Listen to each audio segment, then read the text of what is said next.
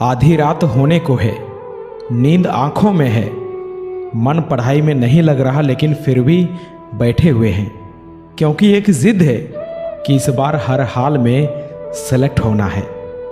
अपने हारते हुए कदमों को मैं बस इसलिए थाम लेता हूँ ताकि मेरी हार से वो लोग ना हार जाए जिन्हें लगता है कि मैं एक दिन सब ठीक कर दूंगा। इस 10 बाय 8 के कमरे के एक कोने में मैं रहता हूँ और इसके दूसरे कोने में माँ बाबा की यादें, उनका संघर्ष, उनकी त्याग, उनके सपने, उनकी उम्मीदें, उनकी ख्वाहिशें। कभी लाइफ में अगर समझ ना आए ना कि किसके लिए मेहनत करना है, तो याद रखना तुम्हारे पीछे 2 चेहरे खड़े हैं। अगर बाप की मजबूरियां और माँ की हाथों की झुर्रियां देखकर भी तुम्हें पढ़ाई में मन नहीं लग रहा है ना, तो लानत है इसी तुम्हारी जवानी पर।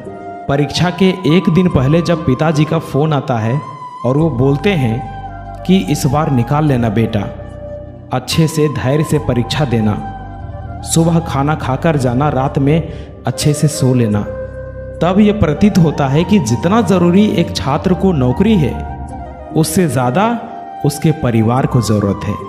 बस इसलिए कभी भी हार मानने का मन छात्रों का नहीं होता। हे पार्थ, यहाँ अपना कोई नहीं है, इसलिए लक्ष्य को हासिल करने में यदि कोई छूटता है तो छूटने दो।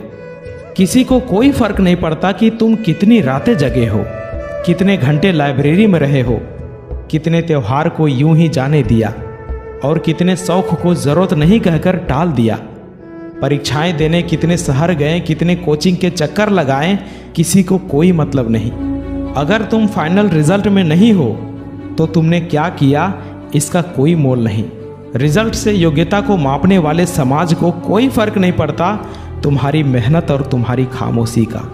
समाज में अगर अपना स्टेटस ऊंचा रखना चाहते हो तो तुम्हें कामयाब होना पड़ेगा। बहुत कर ली टाइम पास, बहुत हो गया बहानेबाजी। मेरे भाई मेरी बहन, अब और मत करो। उम्र तेजी से निकल रही है, माँ बाप बूढ़े हो रहे हैं, साल खत्म होने वाला है, कब तक सोते रहोगे?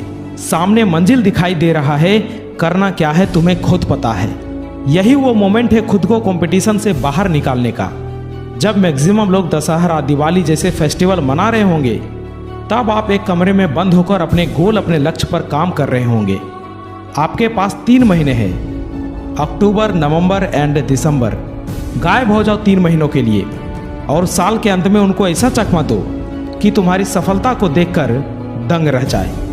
हमारी ज़िंदगी में ऐसे बहुत लोग होते हैं जो हमारी मेहनत, हमारी सफलता नहीं बल्कि हमारे हारने का तमाशा देखना पसंद करते हैं। ऐसे लोगों को पहचानना ज़्यादा मुश्किल नहीं है दोस्त।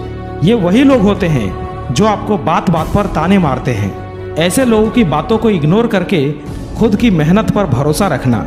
याद रखना, आज ताने मारने वाले लोग आपके सफल हो जाने के बाद आपको शाबाशी भी देंगे और वही लोग आपसे कहेंगे कि मुझे तो पहले से ही पता था कि तू कुछ ना कुछ लाइफ में बड़ा ज़रूर करेगा। माँ बाप बहुत मेहनत कर रहे हैं तुम्हें ऊंचाइयों पर देखने के लिए, और सिर्फ एक माँ बाप ही है जो तुम्हें ऊंचाइयों पर देखना चाहते हैं। इसके अलावा इस दुनिया में एक भी ऐसा इंसान नहीं है जो तुम्हारी सफलता पर खुशी महसूस करे।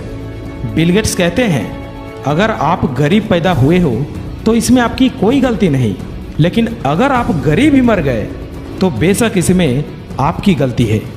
बदल जाओ वक्त के साथ या फिर वक्त को बदलना सीखो। मजबूरियों को मत कोसो, हर हाल में चलना सीखो। क्यों डरते हो मेहनत से? इस तरह से तुम क्या कर पाओगे? चलो उठो, संघर्ष करो, क्योंकि इसी से तुम कुछ कर पाओगे।